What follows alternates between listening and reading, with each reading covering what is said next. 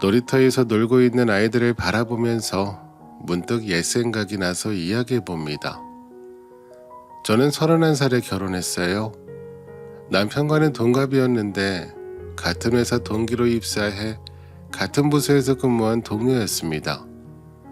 제가 원하는 이상형은 아니었기에 처음에는 이성적인 마음은 없었어요. 그런데 아무래도 같은 부서라 매일 만나기도 하고 동갑동기기도 하고 동기 모임에서도 자주 만남을 가지며 어느새 정이 들었던 것 같아요. 그렇게 어렵게 들어간 회사에서 사내 커플은 많이 망설여졌고 그렇게 서로 마음을 숨긴 채 썸 아님 썸만 타고 있었죠. 그러다가 회사를 다니다 보니 저희 집에서 여기저기 선자리가 들어오기 시작했습니다. 그 얘기를 우연히 동료와 사담으로 말했는데 어쩌다 보니 남편 귀까지 들어가게 되었어요. 마음이 급해졌는지 저에게 고백을 했고 며칠 고민 끝에 저는 그의 마음을 받아주었습니다. 연애 초반에는 너무 조심스러웠어요. 사내 커플이라는 게 아무리 좋게 사귀어도 헤어지면 둘 중 한 명은 퇴사하게 되는 경우가 많은데 저는 사람 관계에 있어 불편한 걸 잘 못 참는 성격이라 제가 떠나는 편인데 바늘구멍 같은 입사 전쟁을 뚫고 들어온 회사라 어떤 상황이라도 퇴사는 하고 싶지 않아서 주변에 알리지 않고 비밀로 조용히 만나고 싶었어요. 한 반년 동안은 정말 스릴 있게 몰래 사내 연애를 했어요. 탕비실이나 자료실, 비상계단에서 잠깐씩 만나기도 하고 대부분 남편이 먼저 퇴근해서 회사 사람들 눈에 안 띄게 근처 건물에서 차를 대고 기다려서 함께 출퇴근도 했고 회식이 있는 날에는 연애전처럼 멀리 떨어져 앉아 각자 주변 애들과 어울릴 때도 있고 어쩌다 함께 앉아 자연스럽게 대화를 할 때도 있었고 그러다 집에 갈 땐 아무리 술을 많이 마셔도 꼭 집까지 데려다 줬죠. 그러다 주말에 데이트를 하는데 남편과 손잡고 걷고 있던 걸 우연히 가족 나들이를 나오신 같은 부서 과장님과 딱 마주치고 말았어요. 그 과장님은 정말 인간 라디오라는 별명이 있을 만큼 그분이 아는 사실은 순식간에 다 퍼질 만큼 입이 가벼운 분이셨는데요. 예상했던 대로 주말이 지나 월요일 아침에 출근하자마자 여기저기 저를 쳐다보는 시선이 느껴지고 친한 동료가 저를 옥상으로 데려가 당시 남자친구였던 남편과 사귀고 있다는 소문이 도는데 맞냐고 확인하더라고요. 저는 아무 말도 못하고 머뭇거리고 있는데 남편이 저 찾으려고 옥상까지 와서 이 장면을 봤고 머뭇거리는 저 대신 우리 사겨 라고 큰 소리로 대답했어요. 이제 회사 어떻게 다니냐 하고 신경 쓰였는데 괜한 고민이었다는 생각이 들 만큼 오히려 괜찮았어요. 물론 남편이 저 생각해서 같은 부서에서 근무하면 제가 불편할지도 몰라 다른 부서로 이동 신청해서 아예 다른 층에서 근무하게 돼서 회사에 있을 땐 마주치는 일이 많지는 않았어요. 그렇게 3년을 연애하고 나이 30을 넘기니 집에서도 더 늦기 전에 결혼하려고 하시고 남편 집에서도 결혼을 원하시는 것 같아 저희는 양가 부모님의 결혼 성화에 부부가 되기로 했습니다. 남편이 연애할 때는 집안 얘기를 잘 안 해서 저도 굳이 물어보지 않았는데 결혼을 약속하니 이제 한 가족이 되는데 남편 부모님은 어떤 분인지 궁금해지더라고요. 자기 부모님은 어떤 분이셔? 아버지는 어머니 말씀이면 다 들어주시고 잘 챙겨주시고 어머니는 우아하시지. 지금도 자기 관리 잘하셔서 연세에 비해 젊으신 편이고 어릴 때부터 자기 관리 잘하시는 모습을 보고 자라다 보니까 그 부분이 참 좋더라고. 어머니에 대한 존경심이라고 해야 할까요? 효심이라고 해야 할까요? 어머니 얘기를 하는 내내 흐뭇한 표정을 숨기지 않더라고요. 그때까지만 해도 아들 착하게 잘 키우셨구나. 나중에 우리 아이들도 이렇게 마음이 예쁜 사람으로 잘 키워야겠다라고 생각했죠. 양가 부모님께 결혼하겠다고 말씀드리고 먼저 저희 집에 인사를 드리러 가자 했더니 남편 말이 어머님이 저를 너무 궁금해 하셔서 우리 집 먼저 가면 안 되겠냐고 하더라고요. 저희 부모님도 어떤 사윗감 데리고 올지 궁금해 하시는 건 마찬가지였는데 뭐 어디로 먼저 가면 어떤가 싶어서 남편 집에 먼저 인사드리기로 했어요. 남편 본가는 좀 오래된 아파트긴 하지만 60평형의 대형 아파트였어요. 현관 앞에서 시부모님이 맞아주셨는데 남편이 말한 대로 어머님이 나이에 비해 젊어 보이고 우아한 분위기가 멋져 보이더라고요. 어머님, 아버님 안녕하세요. 처음 뵙겠습니다. 그래. 네가 청년이구나. 우리 민수가 얘기 많이 했다. 어서 와라. 따뜻하게 맞아주셨는데 표정은 웃고 계시는데 눈은 제 머리부터 발끝까지, 아니 신고 온 신발까지 스캔하시더라고요. 내가 예민한 건가 싶었지만 그냥 개의치 않고 들어왔어요. 처음 뵈러 갔는데 식사 시간에 인사드리러 가는 건 아무래도 어머님께서 좀 부담스러워 하실까봐 점심시간 후에 인사를 드렸던 거라 간단한 다과를 준비해 주셨어요. 그런데 과일을 씻어 오시고는 칼과 껍질을 안 깐 과일만 들고 오셔서 저에게 깎아서 놓으라고 하시더라고요. 뭐 괜찮았어요. 제가 과일을 좋아해서 과일은 정말 예쁘게 잘 깎았거든요. 어색했던 분위기는 아버님이 먼저 말을 걸어주시면서 풀렸어요. 나이가 몇이라고 했나? 네, 저는 아드님과 동갑입니다. 아니, 우리 아들과 동갑이라고? 예비 시어머니는 동갑이라는 말에 잠시 멈칫하시더니 탁 소리를 내며 과일 찍은 포크를 내려놓으셨어요. 그러자 남편이 어머니 표정을 보더니 엄마, 나는 동갑이 좋아. 그리고 정연이가 얼마나 괜찮은 앤데 엄마 며느리 내가 잘 찾았어. 라며 자기 엄마를 어르고 달래듯이 설득했어요.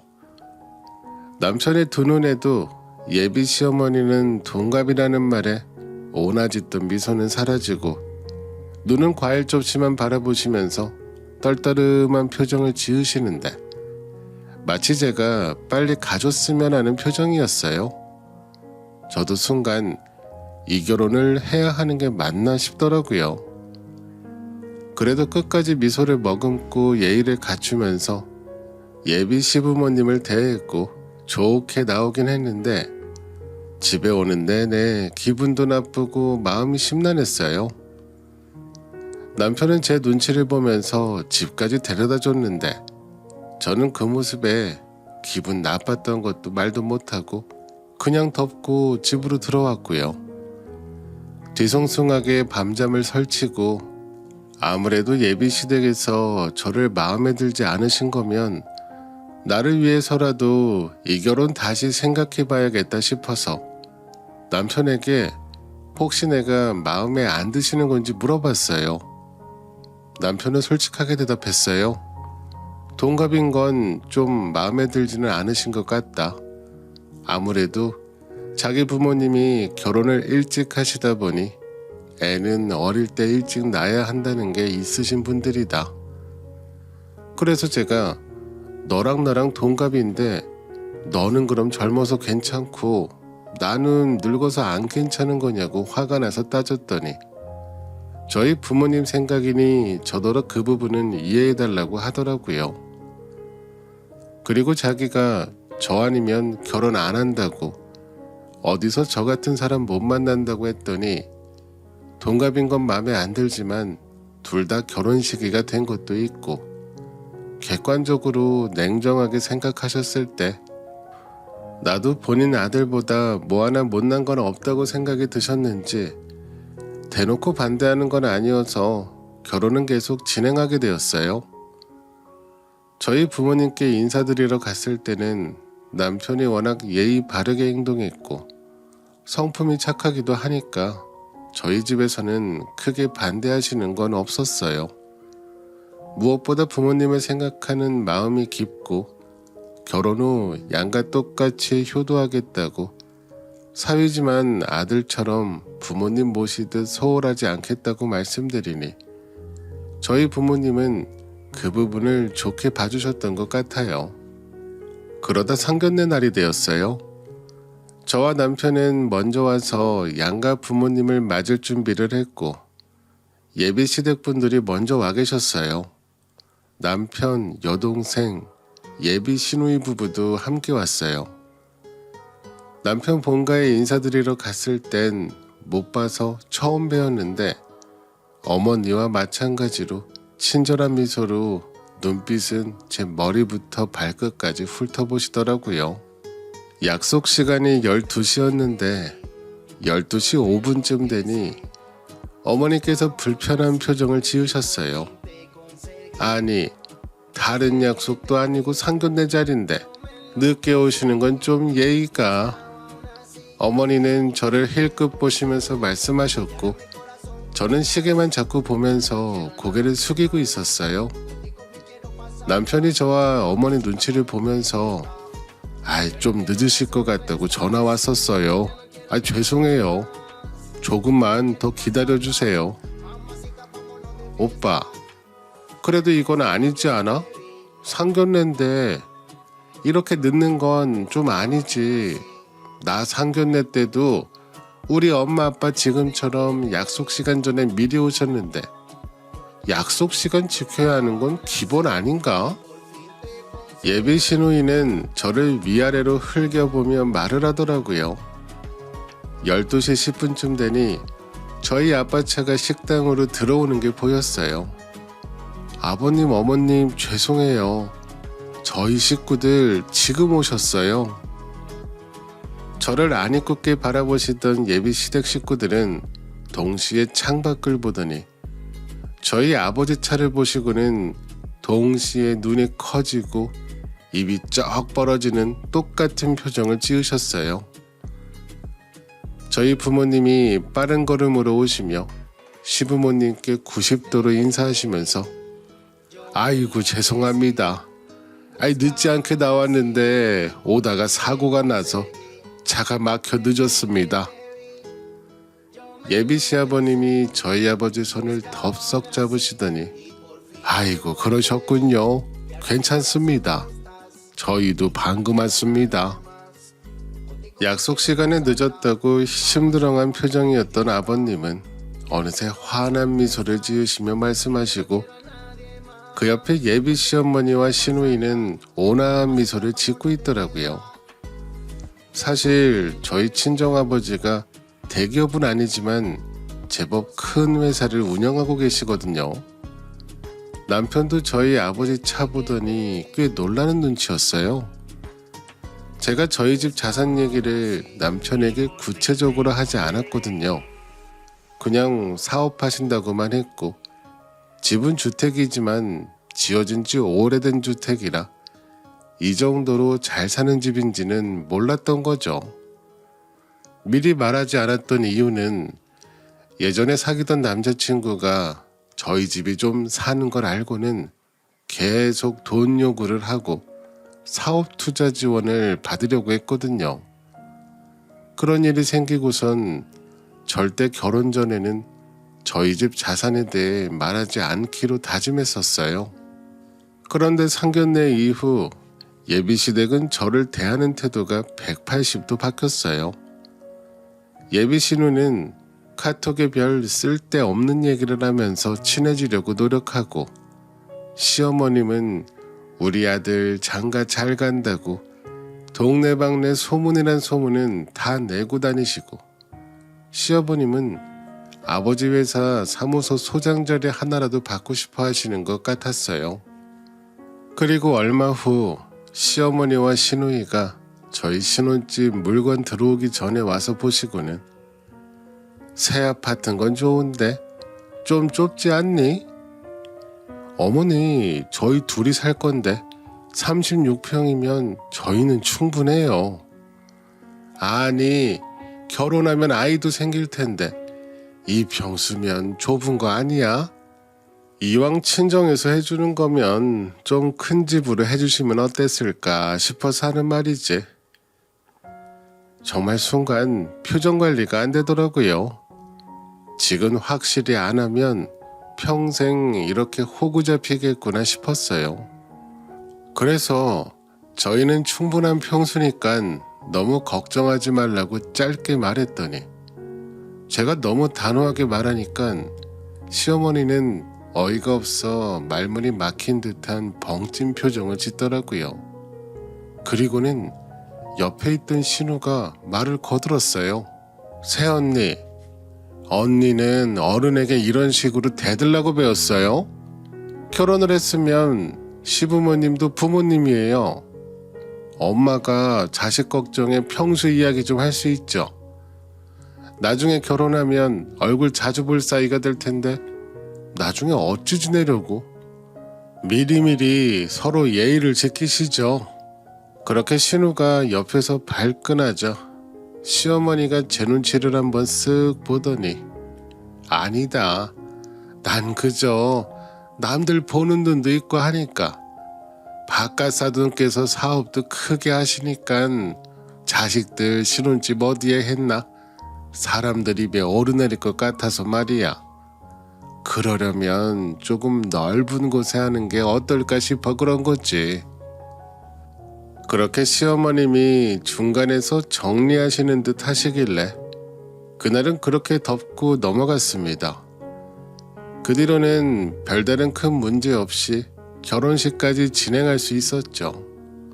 혼수는 시댁에서 채워주셨고 가전제품 고르실 때마다 어머님은 입버릇처럼 나중에 집에 손님 오면 가전제품부터 본다고 이것도 다 유행이 있고 가격대가 다르니 너무 싸구려 제품들은 사다 놔봐야 남들한테 없어 보인다는 소리만 듣는다며 항상 최고 좋은 걸로 사야 한다고 하셨습니다. 가전제품이야 일정 부분은 어머님 말씀도 일리가 있다 생각해서 어차피 시댁 돈으로 구매하는 것이니 저는 가만히 있었죠. 근데 지금 생각해보니 시어머님 스타일 자체가 워낙에 남의 시선을 의식하시는 것 같았어요. 남들이 나를 어떻게 보는지, 어떻게 평가하는지 그런 것에 유난히 민감하신 것 같더라고요. 그렇게 결혼식을 올리고 신혼여행을 다녀온 뒤에 시댁에 먼저 들렸어요. 그래도 결혼 후 첫 시댁 방문이라 그런지 당신 아들 해외 다녀와서 고생했다고 그런 건지 음식은 푸짐하게 잘 준비하셨더라고요. 선물 사온 게 고마우셨는지 저에게도 많이 먹으라며 친절하게 대해주셨고요.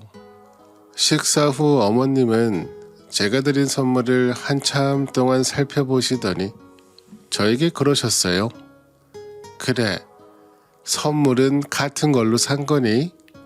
여기에 놓고 가는 선물이랑 나중에 친정에 갈 때 가져가는 선물이랑 같은 거지? 그러자 옆에서 남편이 조금 다르긴 하지. 어른들 취향이 다르시니까. 근데 엄마, 가격은 똑같아요. 영수증 보여줄까? 거기까지 하면 다른 어른들은 무슨 영수증까지 보냐고 하시는 게 일반적이잖아요.